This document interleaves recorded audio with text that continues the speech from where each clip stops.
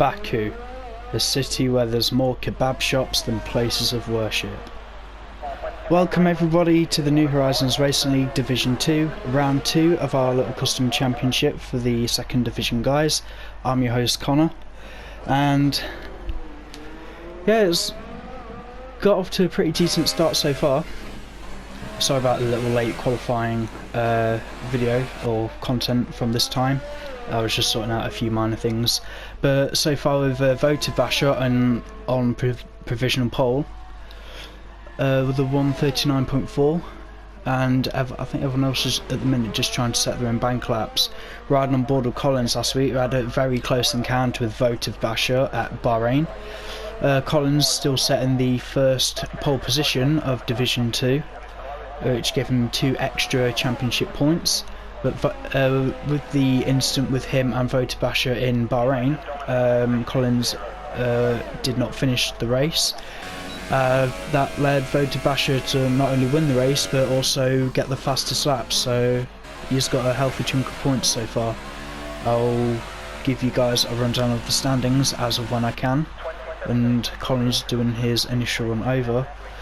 That's actually not that bad between the two, to be honest. So right on board with whoever's still out on track. Robot Boy, the Ferrari getting out of the way. Is that Bradley? Yeah, I think Bradley's just taking his time, just trying to sort his DRS out and his tyre temperatures. Robot Boy is gunning for the line. I can't remember the compound of tyres in terms of how much they last around Baku, but something tells me starting on the softs isn't going to be the best idea. Unless if everyone around him gets wing damage, but I'm more concerned about that lack of ERS. But for 142.3, I think is quite respectable considering the pace that Robot Boy has shown so far. I mean, even if he finishes where he is now, he'll still be third on the grid.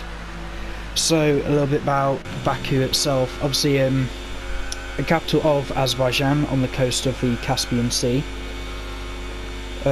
Baku Street Circuit, 20 corners. Action zones for this race are expected to be the turn 2 left-hander. Even though most of the Baku corners are 90-degree corners, even though the track is on average 8 metres wide, it's so narrow through the corners and there's so little runoff. So if you're expecting your front wings to stay on your cars, you might as well take these corners quite carefully.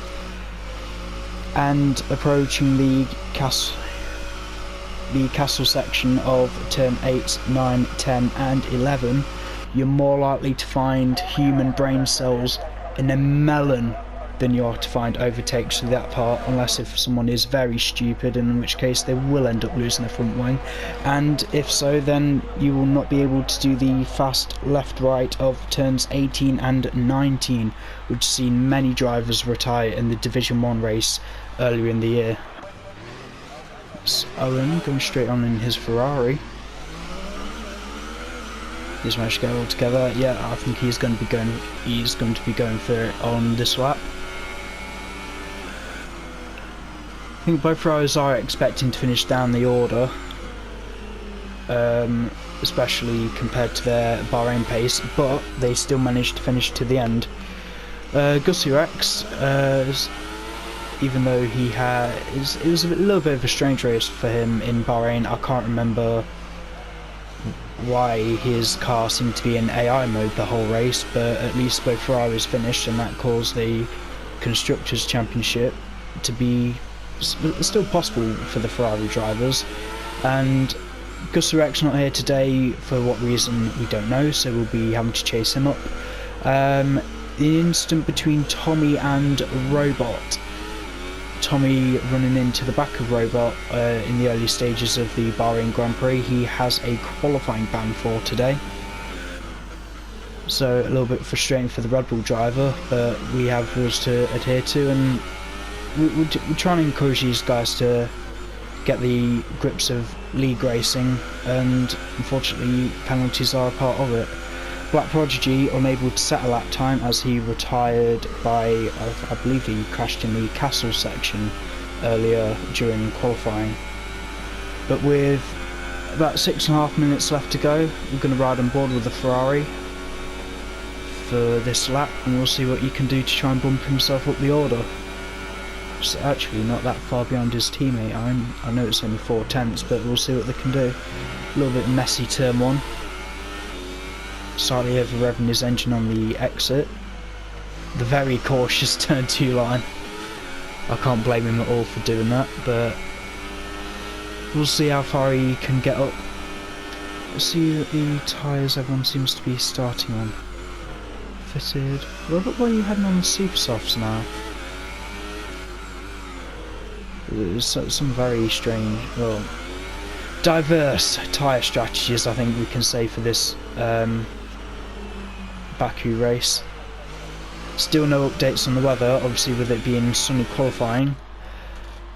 Yeah, we in Division 1 we did have a wet race, and from the 15 drivers that started, I know historically Baku always ends up retiring a lot of drivers in league racing, but we had 3 drivers finish, most of the drivers being caught out at the castle section and the fast left-right of turns 18 and 19. So even if you get wing damage, if you want to keep all 4 wheels on your car, you have to lift off in that place. The cars just understeer so badly, it is unbelievable. You see, Baku is one of those places where if you have wing damage, you are going to need to pit if you wish to continue the race. I think the Ferrari backed off in the middle sector though, so I don't know if he'll improve this lap. We're out on board and see what the time is anyway. It's wide open. No, he doesn't improve. So, oh, he nearly loses it. But I can tell he's pushing. This is the lap that he's trying to make count, especially with nearly 4 minutes left in the session. A little bit slow on the exit though. Let's ride on board with Ferrari holding up the Mercedes a little bit. They're both on time laps, so I think they should need to spread out a little bit. Hopefully Collins and Mercedes can get some clean air coming down the very long straight. I think he's going for the overtake. Probably not the best or smartest place to be making those overtakes. Oh, Collins going to the wall. May have lost an end plate there. Yeah, this is the clean air that Collins is going to need if he's going to beat Votive to pole position, and he pulls into the pit lane, maybe for one last tyre change. So I'm bored with Bradley though. You may turn one reasonably okay. So people's best tyres. So Robot only really setting his fastest lap on the soft tyres. If he's on the super softs now, we are expecting him to go quicker. Let's ride on board with the Renault driver. I believe he's either about to start his lap or he is on a time lap. No, he's coming into the pits. I think he's just getting the feel for the tyre compounds, but I wouldn't recommend doing too many laps on them, because if you do need to switch these tyres in the race, you will find yourself struggling for grip. And you're going to need that grip, especially if it ends up starting to rain. Baku is no stranger to rain. It's not necessarily sunny here all the time. It can happen. And I'll tell you what, it's a nightmare in terms of trying to get wheel spin. Or it's a nightmare causing wheel spin, I should say. Seems to have let's try and get the not telemetry, lap data. So we can try and see his sector time splits.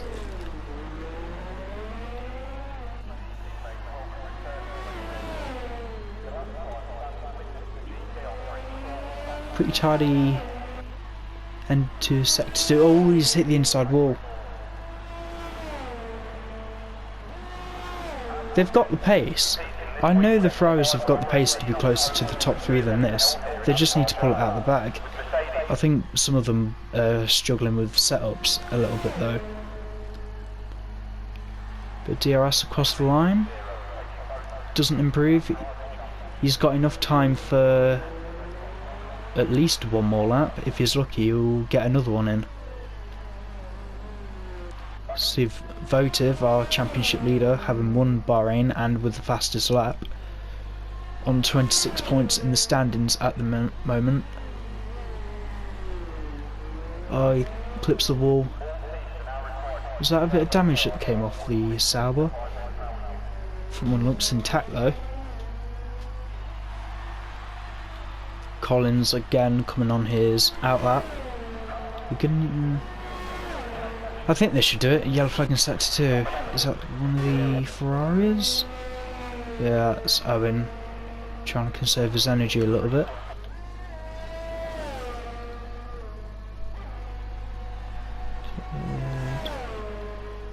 Yeah, I don't get why Robot Boy hasn't gone for a faster compound and tried to push himself even further. Because him and Robot and Collins are actually very evenly matched in terms of pace. Unless if he is hoping to actually start on the soft tyres. Just ride on board with Collins up to the line.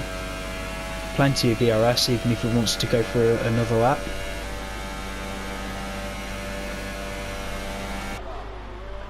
Votive in the pits. I think he's got pole position in the bag for today. 2 Ferraris going very slow. I think they've just given up for today, but at least they won't be starting from the back.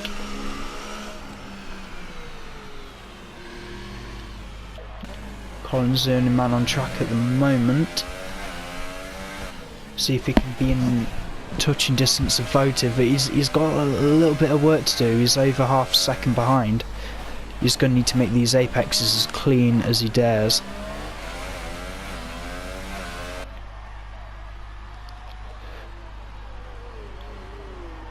Coming up to the castle section. Wishing the best of luck, mate, if you can get that stopped. Very aggressive. But overall, quite a clean little sector. Through the fast, long left-handers of turns 14, 15 and 16.